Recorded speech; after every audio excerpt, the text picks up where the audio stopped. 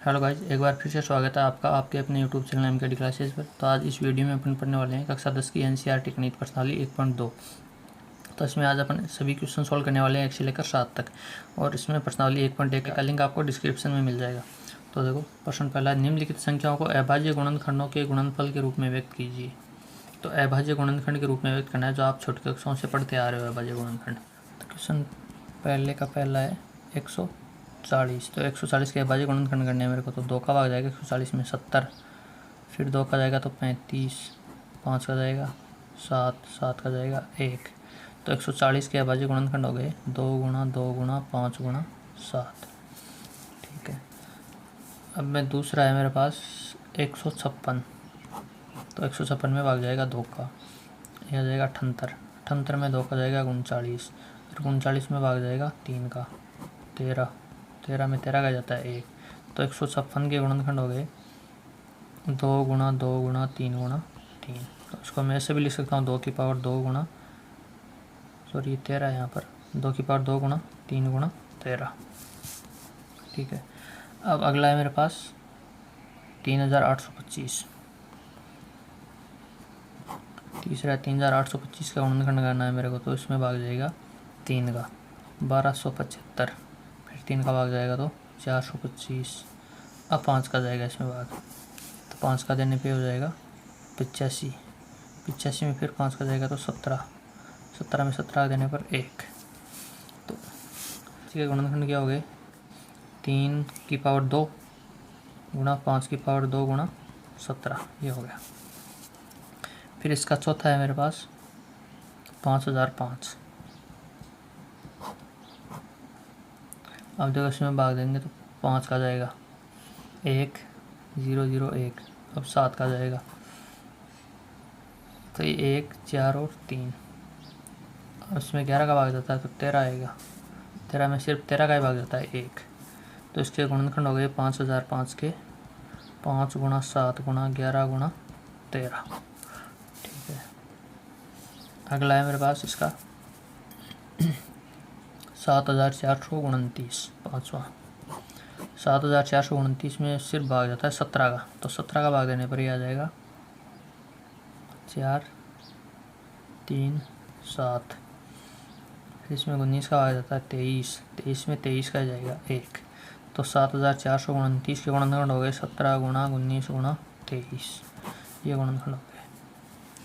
प्रश्न दूसरा है, पूर्णांकों के निम्नलिखित युग्मों के HCF और LCM ज्ञात कीजिए तथा इसकी जांच कीजिए कि दो संख्याओं का गुणनफल HCF गुणा LCM है। तो देखो, जांच करने का नियम है कि पहली संख्या गुणा दूसरी संख्या बराबर HCF गुणा LCM। ये ट्रिक आपको याद रखनी है। ठीक है, और क्वेश्चन दूसरे का पहला है 26 और 91। देखो 26 और 91 दोनों का मैं अलग अलग गुणनखंड कर लूँगा। देखो, गुणनखंड करना है इसका। तो 2 का भाग जाएगा 13, 13 में 13 का जाता है 1। इसमें भाग जाएगा 7 का, 13 7 91, 13 1। ठीक है, तो 26 के गुणनखंड हो गए 2 गुणा 13 और 91 के गुणनखंड हो गए 7 गुणा 13। तो यहाँ से HCF क्या हो जाएगा, HCF होता है जो संख्या कॉमन होती है। तो कॉमन क्या है इसमें 13, तो HCF हो जाएगा 13। और LCM हो जाएगा यहाँ से, एक तो जो कॉमन होता है वो तो होना ही है, बाकी संख्या जो बच गई वो लिखना है 2 गुणा 7। तो ये हो गया 13 गुणा 14। 13 को 14 से गुणा करने पर हो जाएगा ये 182। ठीक है, तो अब देखो जांच भी करनी है, इस फॉर्मूले से जांच हो जाएगी। फर्स्ट नंबर 26 गुणा 91 बराबर HCF गुणा LCM। तो 26 गुणा 91 बराबर HCF है 13 और LCM 182। तो 26 को 91 से गुणा करने पे आता है 2366 बराबर, इसको 13 को 182 से गुणा करने पर भी 2366। ठीक है, तो ये जांच करके देखना है। अगर दोनों बराबर आ रहा है तो सही है आपका HCF और LCM, अगर नहीं आ रहा है तो गलत है, फिर वेरीफाइड। ठीक है, सेकंड है इसका 510 और 92। 510 और 92, तो आज 510 के गुणनखंड करते हैं इधर 92 के। तो 510 में भाग जाएगा 2 का 255, 255 में भाग जाएगा 3 का, तो ये हो जाएगा 85। 85 में जाएगा 5 का तो 17, 17 में जाएगा 17 का 1, 92 में अब भाग जाएगा 2 का, हो जाएगा 46, 46 में भाग जाएगा 2 का तो 23, 23 में 23 का 1। ठीक है, अब देखो 510 के गुणनखंड हो जाएंगे 2 गुणा 3 गुणा 5 गुणा 17, और 92 के गुणनखंड हो जाएंगे 2 गुणा 2 गुणा 23। ठीक, तो अब देखो HCF निकालना है यहाँ से, तो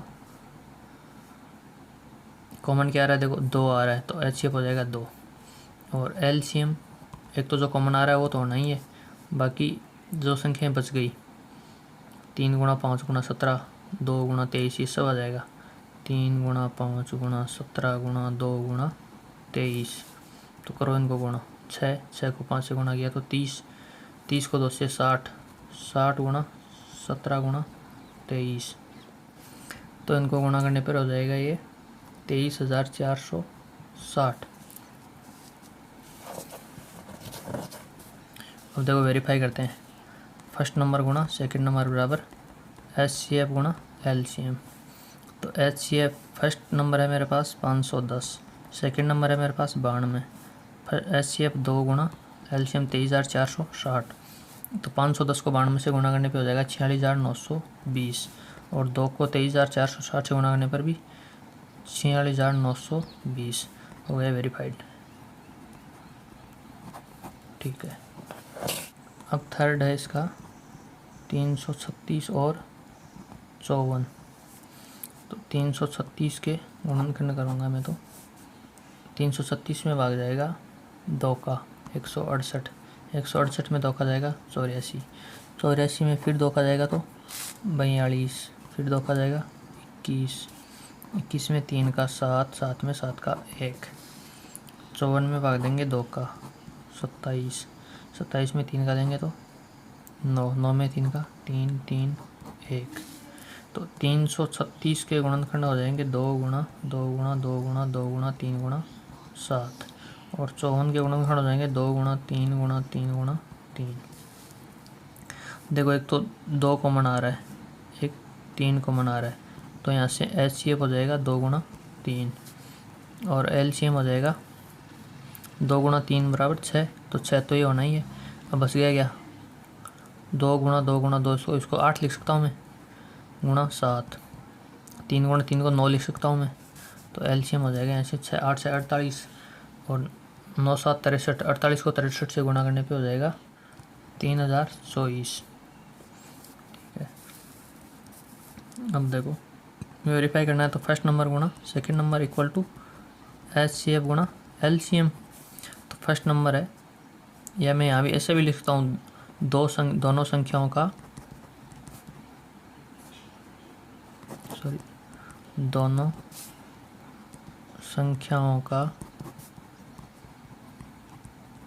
गुणनफल बराबर HCF गुणा LCM। तो दोनों संख्याओं का गुणनफल कर दो, 336 गुणा 54 बराबर HCF 6 गुणा LCM 3024। तो 336 को 54 से गुणा करने पर हो जाएगा ये 18,144 बराबर, इसको 6 से गुणा करने पर भी 18,144। तो ये हो गया वेरीफाइड। ठीक है, तीसरा क्वेश्चन है, अभाज्य गुणनखंड विधि द्वारा निम्नलिखित पूर्णांकों के HCF और LCM याद करना है। तो अब 3 संख्या दी, इनका HCF और LCM निकालना है। तो आ जाओ क्वेश्चन तीसरे का पहला है 12, 15 और 21। तो जो 12 का 15 और 21 के गुणनखंड निकालूंगा मैं, 6 में 2 का जाएगा 3, 3, 1, 15 में 3 का 5, 5, 1, 21 में 3 का तो 7, 7, 1। ठीक है, तो यहाँ से हो जाएगा 12 बराबर 2 गुणा 2 गुणा 3, 15 बराबर 3 गुणा 5, 21 बराबर 3 गुणा 7। तो यहाँ से देखो HCF तो क्या हो जाएगा, 3 कॉमन आ रहा है तो 3 हो गया, LCM एक तो 3 कॉमन आ रहा है वो तो हो नहीं है, ये तो बस गया क्या, 2 गुणा 2, तो इसको 4 लिख सकता हूँ मैं, 5 गुणा 7। तो देखो 12, 12 पंजू 60, 60 को 7 से गुणा करने पर 420, ये हो गया। अब इसका सेकंड है, देखो 17, 23 और 29। तो इनके कोई गुणनखंड नहीं होते, तो 17 को मैं लिख सकता हूँ 17 गुणा 1, भाई 17 में 17 का भाग जाता है। 23 को मैं लिख सकता हूँ 23 गुणा 1, 29 को मैं लिख सकता हूँ 29 गुणा 1।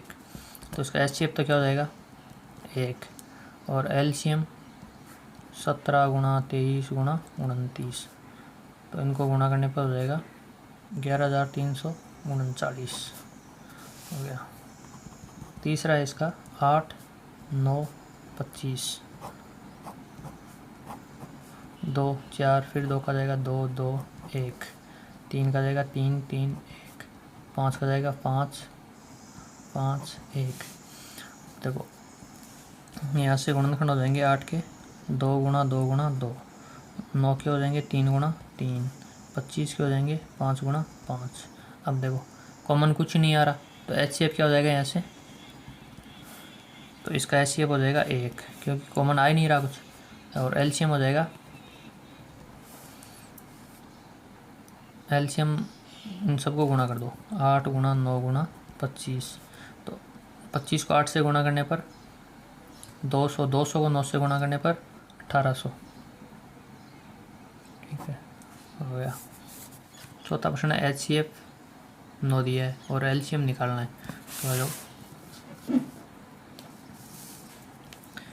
प्रश्न चौथा है, संख्या है 306 और 657 का एचसीएफ है 9, एलसीएम निकालना है मेरे को। तो मैंने आपको अभी बताया था कि दो संख्याओं का या दोनों संख्याओं का गुणनफल बराबर क्या होता है, एचसीएफ गुणा एलसीएम। तो मेरे को निकालना एलसीएम है, तो संख्या 2 दी हुई है, ये पहली संख्या है, ये दूसरी संख्या है, तो मैं लिख दूंगा दोनों संख्याओं का गुणनफल कर दूंगा 306 गुणा 657 बराबर एचसीएफ भी मेरे को 9 दिया है गुणा एलसीएम। अब एलसीएम के गुणा में 9 है, ये 9 इधर आके भाग लग जाएगा, तो 306 गुणा 657 बटा 9 बराबर एलसीएम। तो 9 का भाग इसमें जाएगा 306 में, तो 9 3 27, 3 बचेगा 9 चौक 36 34, तो ये मैं लिख दूंगा एलसीएम बराबर 34 गुणा 657। 34 को 657 से गुणा करने पर हो जाएगा 22,338। ये आंसर हो गया मेरा। पाँचवा क्वेश्चन है, जांच कीजिए कि क्या किसी प्राकृत संख्या n के लिए संख्या 6 की पावर n अंक शून्य पर समाप्त हो सकती है। तो 6 की पावर हो, जैसे 6 की पावर 2 है, 3 है, कितनी भी है, तो वो शून्य पर समाप्त हो सकती है क्या। देखो देखते हैं। क्वेश्चन पाँचवा है, मैं लिखूंगा यदि कोई संख्या शून्य के साथ समाप्त होती है तो उसके अभाज्य गुणनखंड, उसके अभाज्य गुणनखंड 5 गुणा 2, 5 की पावर n ले लेता हूँ, 2 की पावर में m ले लेता हूँ, होंगे। ठीक है, 5 को 2 से गुणा करो, क्या होता 10। ठीक है, अब 2 की पावर 2 है, तो 2 की पावर 2 कितना होता है 4, 4 को 5 से गुणा करो 20, तो 10 और 20 शून्य पर समाप्त हो रहे हैं। ठीक है, अब देखो मैं 6 के गुणनखंड करके देखता हूँ, देखिए इस फॉर्म में आता है क्या, 2 गुणा 5 की फॉर्म में।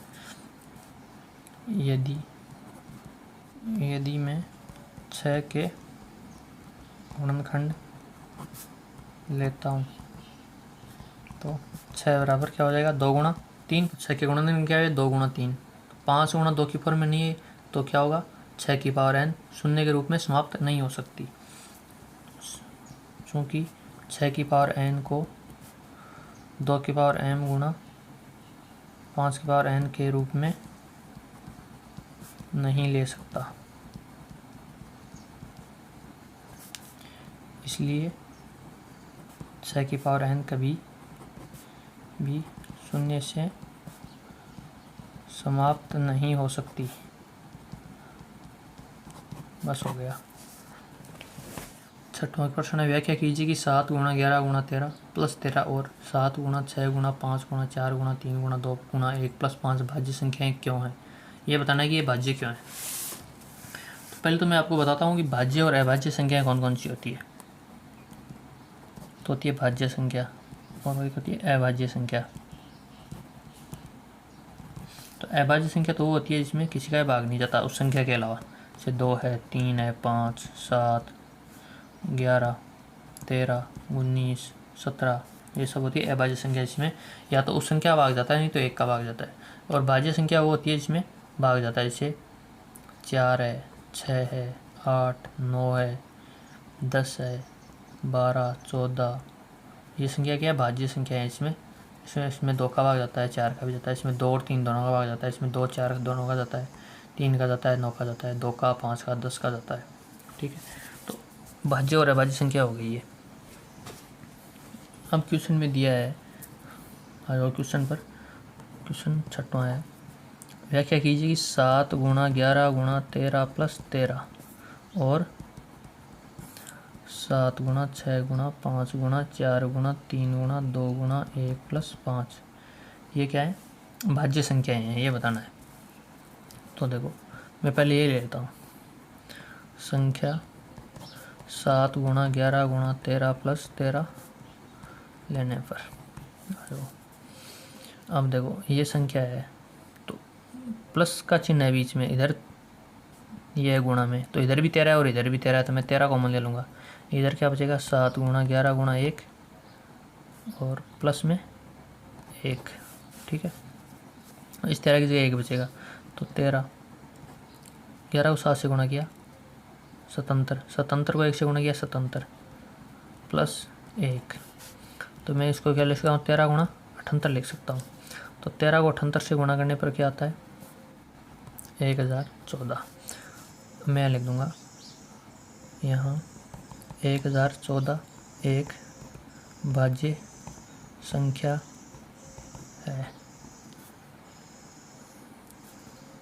क्योंकि ये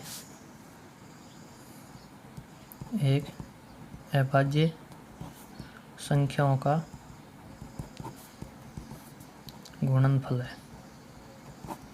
यह अभाज्य संख्याओं का गुणनफल है। देखो अभाज्य संख्या तो है, 7 है, 11 है, 13 है, तो इन संख्याओं का गुणनफल क्या हो गया? 1014। तो 1014 में तो भाग जाता है, देखो 2 का भी जाता है, 3 का भी जाता है, 11 का भी जाता है, 13 का भी जाता है, 7 का भी जाता है, तो क्या होगी? ये एक भाज्य संख्या हो गई। यही तो सिद्ध करना था मेरे को कि ये भाज्य संख्या है। अब संख्या में ये ले लेता हूँ, देखो 7 गुणा 6 गुणा 5 गुणा 4 गुणा 3 गुणा 2 गुणा 1 प्लस 5। अब देखो प्लस का चिन्ह ये रहा, 5 इधर भी है और 5 इधर भी है, तो मैं 5 कॉमन ले लूँगा। क्या बचेगा इधर? 7 गुणा 6, 5 की जगह 1 बचेगा, तो 1 को गुणा में लिखने का कोई फ़ायदा नहीं है। 4 गुणा 3 गुणा 2, और इस 1 को भी गुणा में लिखने का कोई फ़ायदा नहीं है। प्लस में अब 5 है इधर, तो ये कॉमन ले लिया, तो 5 की जगह 1 बचेगा, तो प्लस में है तो ये लिखना पड़ेगा 5।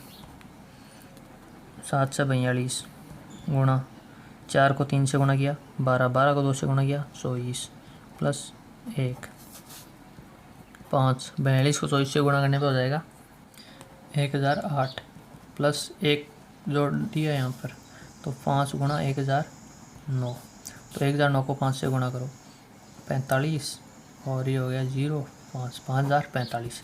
तो ये भी क्या है? एक भाज्य संख्या है। यहाँ 5045 एक भाज्य संख्या है, क्योंकि ये अभाज्य संख्याओं का गुणनफल है। ठीक है, 7वां प्रश्न है, किसी खेल के मैदान के चारों ओर एक वृत्ताकार पथ है। इस मैदान का एक चक्कर लगाने में सोनिया को 18 मिनट लगते हैं, जबकि इस मैदान का एक चक्कर लगाने में रवि को 12 मिनट लगते हैं। मान लीजिए कि वे दोनों एक ही स्थान पर और एक ही समय पर चलना प्रारंभ करके एक ही दिशा में चलते हैं, तो कितने समय बाद वे पुनः प्रारंभिक स्थान पर मिलेंगे? तो पुनः मिलेंगे, तो पुनः मिलने के लिए क्या निकालना पड़ता है? वो एलसीएम। छोटी कक्षाओं से पढ़ते आ रहे हैं ऐसा क्वेश्चन तो 5वीं 6वीं क्लास से ही। तो दोनों कब मिलेंगे, तो उसके लिए उनको एलसीएम निकालना पड़ेगा 18 और 12 का। तो जो क्वेश्चन 7वां है, संख्या 18 और 12 का एलसीएम निकालने पर, तो 18 के गुणनखंड हो जाएंगे 2 गुणा 3 गुणा 3, और 12 के गुणनखंड हो जाएंगे 2 गुणा 2 गुणा 3। देखो 3 को 3 से 9, 9 को 2 से 18, 6, 6 को 2 से 12। तो आ जाओ एलसीएम निकाल लो इसका। तो एलसीएम क्या होता है, एक तो कॉमन तो आ रहा है, एक तो 2 आ रहा है, इसमें एक 3 आ रहा है कॉमन। अब जो बच गई संख्या वो एक तो ये 3 बच गया, एक ये 2 बच गया। तो क्या हो जाएगा एलसीएम यहाँ से, 2 को 2 से गुणा कर दिया 4, 4 को 3 से गुणा कर दिया 12, 12 को 3 से कर दिया 36। तो 36 हो गया इसका एलसीएम। तो क्या क्वेश्चन में पूछा है, कितने समय बाद ये पुनः प्रारंभिक स्थान पर मिलेंगे। तो मैं लिख दूंगा यहाँ पर, वे दोनों पुनः 36 मिनट बाद प्रारंभिक स्थान पर मिलेंगे। ठीक है, तो ये हो गया एक्सरसाइज कंप्लीट। मिलते हैं नेक्स्ट वीडियो में। और हाँ, वीडियो को लाइक ज़रूर करें और कमेंट बॉक्स में कमेंट करके ज़रूर बताएं कि आपको वीडियो कैसा लगा। कोई प्रॉब्लम हो तो कमेंट बॉक्स में पूछें, और चैनल को सब्सक्राइब ज़रूर कर दें और बेल आइकन का बटन दबा दें ताकि नेक्स्ट आने वाली वीडियो का आपको नोटिफिकेशन मिल सके।